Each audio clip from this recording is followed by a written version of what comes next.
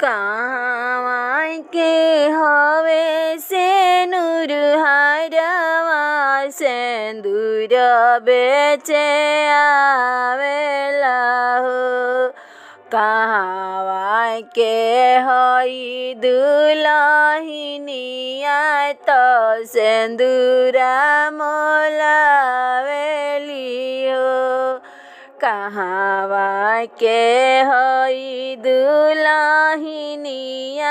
तो सिंदूरा मोलावेली हो। पटना के हवे से नूर हरवा सिंदूरा बेचे आवेला हो। छपरा के हई दुलहिनिया तो सिंदूरा मोलावेली हो। घर में से निकलले कौन भैया छुरी चमकावत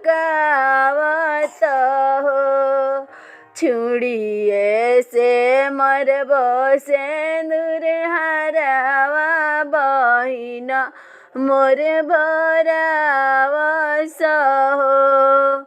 और जैसे बोलेली कौन बहिनी सुन मोरे कौन भैया हो।